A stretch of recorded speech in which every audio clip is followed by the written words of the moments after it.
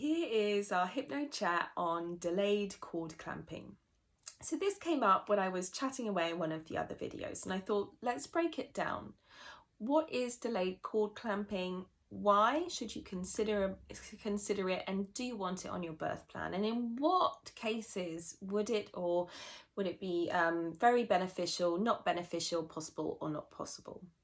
So it used to be really like just very common. The baby comes out, you clamp the cord, somebody cuts the cord, and it's done. And then more and more research was coming out about how important it was to let the cord continue to pulsate and that final bit of the baby's blood to be transferred to baby. And it's actually 214 grams precisely, give or take.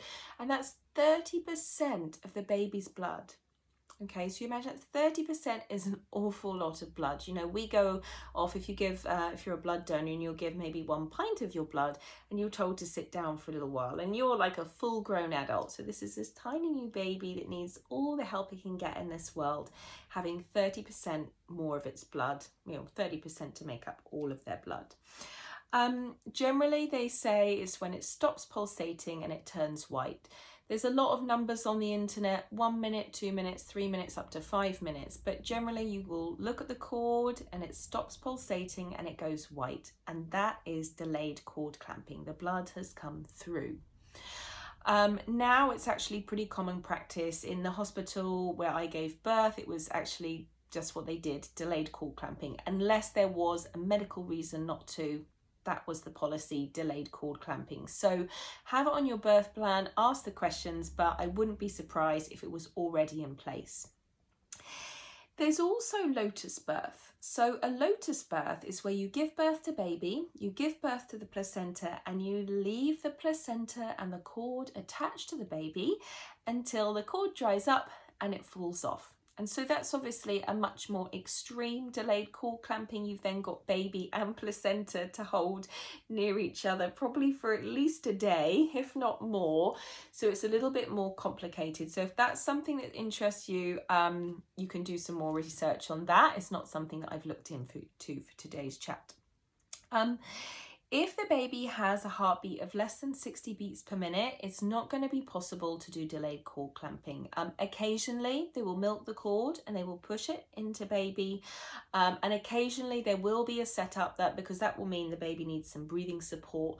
They will have it close so they won't need to cut the cord. But if baby needs help with breathing or needs assistance medically, they will cut the cord because that is more beneficial for the baby to get the help they need.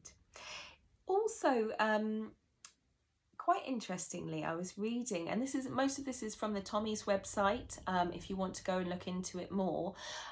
For premature babies, there is a long list of benefits to having delayed cord clamping. So if you have premature baby, if you know you may be induced because for a medical reason, so you will have a premature birth, definitely put delayed cord clamping on your birth plan. And like I say, you can go to Tommy's and they have the whole list of things. It was a really long list of why it's helpful for your baby. The reason it's helpful for a lot of babies is it gives them more iron and more stem cells.